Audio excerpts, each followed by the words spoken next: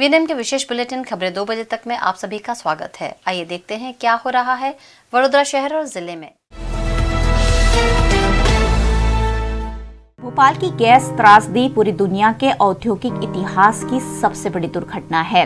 3 दिसंबर सन 1984 को आधी रात के बाद सुबह यूनियन कार्बाइड की फैक्ट्री से निकली जहरीली गैस ने हजारों लोगों की जान ले ली थी। मरने वालों की संख्या को लेकर मतभेद हो सकते हैं, लेकिन इन त्रासदी की गंभीरता को लेकर किसी को भी कोई शक नहीं होगा। इसलिए इतना कहना पर्याप्त है कि मरने वालों की संख्या भले हजारों में थी, प्रभावितों की संख्या लाखों में है।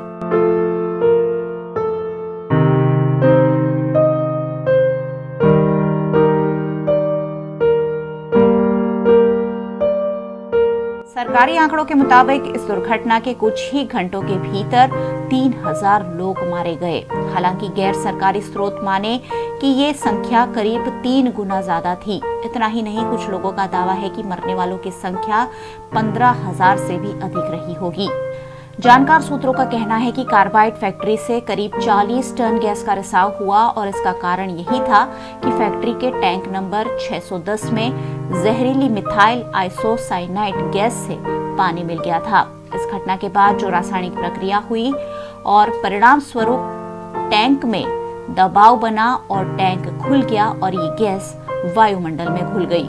जो लोग मारे गए उनकी तादाद तो अलग थी, लेकिन हजारों लोग उसके बाद भी अलग अलग तरह की शारीरिक विसंगतियों के शिकार हो गए। कई लोगों को फेफड़े संबंधी बीमारी हो गई तो कई लोग जिंदगी भर के लिए विकलांग हो गए। हजारों बच्चे भी ऐसे थे जो इसके कहर से बच ना सके, जो उस वक्त गर्भ में थे। यानी कुल मिलाकर आज तक भोपाल में उस गैस दुर्घटना की कड़वी यादें लोगों की न सिर्फ दिलो दिमाग में लेकिन शरीर में भी जिंदा है।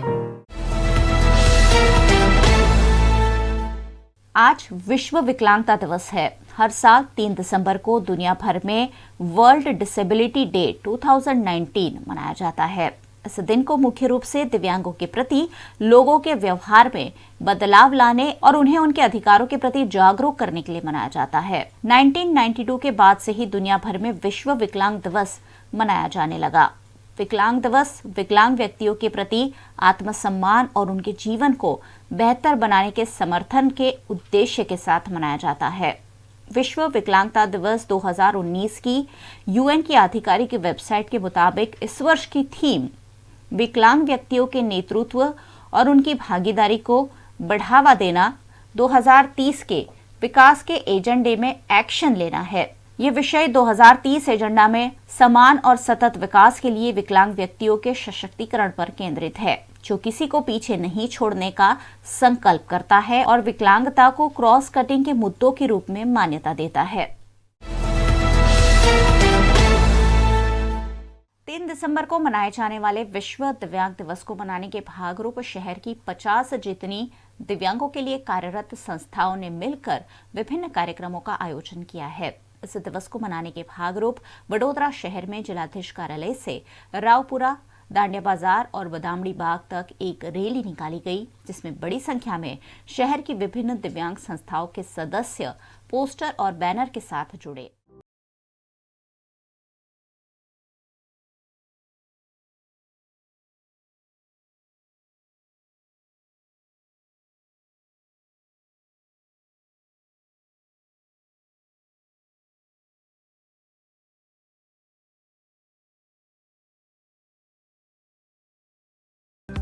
रैली के जरिए दिव्यांगों को होने वाली दिक्कतों पर समाज का ध्यान आकर्षण कराया गया। विश्व दिव्यांग दिन महोत्सव समिति द्वारा दिव्यांग दिवस के उपलक्ष्य में 3 दिसंबर से 8 दिसंबर तक दिव्यांगों के लिए विभिन्न आयोजन किए गए हैं। इन आयोजनों में जिला समाज सुरक्षा संकुल, United way of Baroda, Shri Chhatrapati Shivaji cooperative bank समेत की कई संस्थाओं का सहयोग है। दिव्यांग दिन आखा विश्व में जो उजवाई रह्यो छे, खास करीने भोपालनी अंदर આપણે અહીંયા इंडियन कार्बाइड द्वारा જે ગેસની દુર્ઘટના થઈ હતી તેના માનની અંદર યુનો દ્વારા 3 ડિસેમ્બર આખા વિશ્વમાં વિશ્વ અપંગ દિન ઉજવાઈ રહ્યો છે। વડોદરા શહેરમાં 1972થી આ વિશ્વ અપંગ દિન અમે ઉજવી રહ્યા છીએ। અને બરોડાની 50 જેટલી અપંગો માટે કાર્ય કરતી સંસ્થાઓ આમાં જોડાઈ છે. આ ખાસ કરીને આનો આશય એટલો જ છે કે આ દુર્ઘટનાઓ જે થાય છે તે થાય ના, તે માટે સરકાર પ્રયત્નશીલ રહેવું જોઈએ અને જે લોકો અપંગ છે એ લોકોને સમાજની અંદર પગભર કરવા માટે સરકારે પ્રયત્નો કરવા જોઈએ. દિવ્યાંગ વ્યક્તિઓ પોતાના અધિકારો માટે અને સરકારશ્રી દ્વારા જે કંઈ કાયદા અને એનું પાલન કરવામાં આવે અને દિવ્યાંગ વ્યક્તિઓ માટે આ મોટામાં મોટો દિવસ છે કે આખા વિશ્વમાં આજે વિશ્વ વિકલાંગ દિન તરીકે ઉજવવામાં આવે છે અને અમારા અધિકારો અને અમારા રક્ષણ માટેનો આ દિવસ છે અને અમને ખૂબ આનંદ હોય છે. અને આજે સમગ્ર દુનિયામાં આજે દિવ્યાંગો આનંદ અને પ્રફુલ્લિત જુદા જુદા પ્રકારના સાંસ્કૃતિક કાર્યક્રમો પણ કરે છે. करजन तालुका के गंधारा में बडोदरा शुगर के किसानों द्वारा सन 2018-2019 के गन्ने के दाम अब तक नहीं मिलने पर किसानों ने प्रतीक उपवास की शुरुआत की है. प्रतीक उपवास में करजन, शिनौर, डभोई के किसान बड़ी संख्या में जुड़कर गन्ने के बकाया पैसे चुकाए जाने की मांग कर रहे हैं. पिछले 1 साल से किसानों को 28 करोड़ रुपए शुगर कंपनी ने नहीं चुकाए हैं.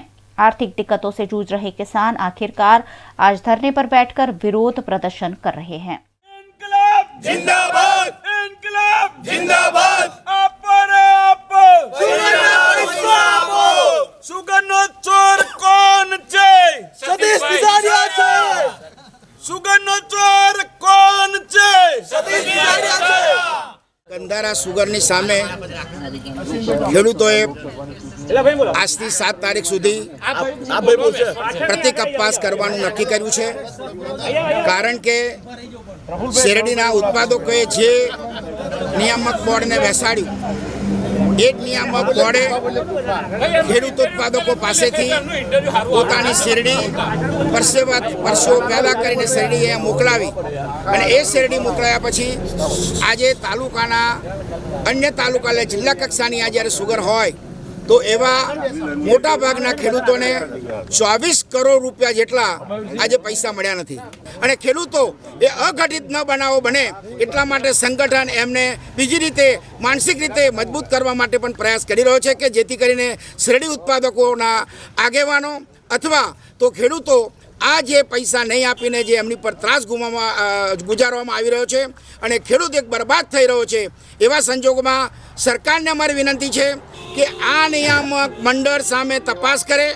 કેટલી શેરડી આવી, કેટલી ખાંડ પેદા કરી, કેટલું મોનાસિસ પેદા થયું અને એ શેરડીમાંથી બનતી તમામ ઉપજોના કેટલા રૂપિયા સરકારે નિયામક મંડળે પેદા કર્યા અને એ પૈસાનું શું કર્યું. જે અહીંયા સુગરની પ્રોડક્ટ વેચાઈ એના પૈસા ક્યાં ગયા એક ચિંતાનો વિષય છે. અને આ પૈસા 24 કરોડ રૂપિયા ખેડૂતોને મળશે કે કેમ એ આશા તૂટી ગઈ. એટલે આજે પ્રતિક ઉપવાસ કરવાના છે અને 7 તારીખ પછીથી મને લાગે છે ત્યાં સુધી ખેડૂતો 7 તારીખ સુધી ધીરજ રાખશે, નહીં તો કોઈ અચાનક કાર્યક્રમો આપી અને સરકારને એવી રીતે કોઈ આંદોલન થશે કે જેથી સરકારે પણ વિચાર્યું નહીં હોય કે ખેડૂતો આ દિશામાં પણ જઈ શકે છે. पंचमहाल जिला के सहरा तालुका के मामलतदार ने खनीज माफियाओं पर छापेमारी कर अवैध रूप से खनीज की तस्करी करने वाले 6 वाहन और 70 लाख का मुद्दामाल जब्त कर लिया है. गौरतलब है कि पंचमहाल के कई इलाकों में बड़े पैमाने पर खनीज की चोरी हो रही होने की खबरों के चलते मामलतदार द्वारा जांच शुरू की गई है. जांच के दौरान ओवरलोड रेत भरी हुई 4 ट्रक जब्त की गई, जबकि अवैध रूप से सफेद पत्थर भरकर ले जा रहे 2 डंपर भी पकड़े गए हैं. इन 6 वाहनों में 70 लाख रुपयों का मुद्दामाल भरा हुआ था, जो गोधरा के खनीज विभाग को सौंप दिया गया है. मामले की जांच के चलते सक्रिय खनीज तस्करों में हड़कंप का माहौल है. 2 પથ્થરની ટ્રકો જે શેખપુરથી ગેરકાયદેસર રીતે લાવવામાં આવેલી હતી અને 3 રેતીની ટ્રકો પકડવામાં આવેલી હતી અને આજે સોમવારના રોજ પથ્થરની ગેરકાયદેસર હેરાફેરી કરતી એક ટ્રક પકડવામાં આવેલા છે. આમ કુલ 6 વાહનો પકડવામાં આવેલા છે. મોટાભાગના વાહનો ઓવરલોડ હતા અને 2 થી 3 વાહનોમાં એનો રોયલ્ટી પાસ લીધા વિના પૂર્ણપણે ગેરકાયદેસર વહન થતું હતું. કુલ 6 ટ્રકો ખાણ ખનીજ વિભાગને સુપ્રત કરવામાં આવેલ છે તથા આગળની કાર્યવાહી તેમના દ્વારા હાથ ધરવામાં આવશે. સર, મુદ્દામાલ કેટલો કુલ ટ્રકો સાથે? અંદાજિત 70 લાખનો મુદ્દામાલ જપ્ત કરવામાં આવેલ છે. दाहोद में पुराने अंजुमन अस्पताल निकट एक ही कौम के दो गुटों के बीच टकराव सामने आया है। मामूली बात में हुए इस टकराव में एक ही कौम के दो गुट आमने सामने हो गए। इस घर्षण में 8 जितने युवक घायल हुए हैं, जिन्हें इलाज हेतु निजी अस्पताल में भर्ती कराया गया है। घायलों में 2 युवक चाकू लगने की वजह से गंभीर रूप से घायल हुए हैं। घटना की जानकारी पाकर पहुंची पुलिस ने मामले पर काबू पा लिया है। सयाजीगंज के परशुराम भट्टा इलाके में दलसुख प्रजापति के लोगों द्वारा तोड़फोड़ और मारपीट की गई होने का मामला सामने आया है। दरअसल परशुराम भट्टे में रहने वाले सतीश ठक्कर ने ये कथित आरोप लगाए हैं कि दलसुख प्रजापति के करीबन 5 से 6 लोग बीती रात उनके घर में घुस आए, उनसे मारपीट की और घर में तोड़फोड़ करते हुए घर खाली नहीं किया तो जान से मार देने की धमकी भी दी। इस मामले सतीश ठक्कर ने पुलिस थाने में शिकायत भी की है। आ सयाजीगंज परशुराम भट्टा तरीके वर्षोથી ઓળખાય છે અને અમે અહીંયા 105 વર્ષથી રહીએ છીએ, લગભગ 1914થી। હવે આ જગ્યા દલસુખભાઈ પ્રજાપતિએ વેચાણ લીધી છે, તો એમના માણસોએ અચાનક આવીને રાત્રે દરવાજા તોડ્યા અને મને ધમકી આપી ગયા કે જે અંદર જ બેસી રહેજો, બહાર આવશો તમને મારી નાખીશું। મેં જોયા નથી, પણ મને એવું જાણવા મળ્યું છે કે 6-7 જણ હતા અને 3 એક્ટિવા પર આવ્યા હતા। હવે એ દલસુખ પ્રજાપતિએ જમીન વેચાણ લીધી એના મૂળ માલિક પાસેથી। હવે એ વેચાણ લીધેલી જમીન દરેક ભાડુઆતને પૈસા આપીને ખાલી કરાવે છે, તો મારી હાથે કંઈ સેટલમેન્ટમાં બેઠું નથી। એટલે હવે એમણે ઠંડુ મૂક્યું ને મેં ઠંડુ મૂકી દીધું અને ત્યાર પછી એમણે આ ધમાલ કરી। પોલીસ કમ્પ્લેન રાત્રે કરી દીધી છે મેં। એટલે નામ જો કમ્પ્લેન લખી છે હમણાં, પછી નિવેદન આપવાના છે। પોલીસવાળા રાત્રે આવ્યા હતા, 100 નંબર પર ફોન કર્યો હતો। એટલે આ રીતે આ લોકો ગુંડાગર્દી ચલાવે છે, તો એમના ઉપર કોઈ પગલાં ભરવા જોઈએ સરકારે કે આ રીતે કામ ના થાય ને આ જગ્યાએ અશાંત ધારામાં આવે છે, એટલે આવી જબરજસ્તી થાય નહીં, કોઈના મકાનો તોડાય નહીં એમનાથી।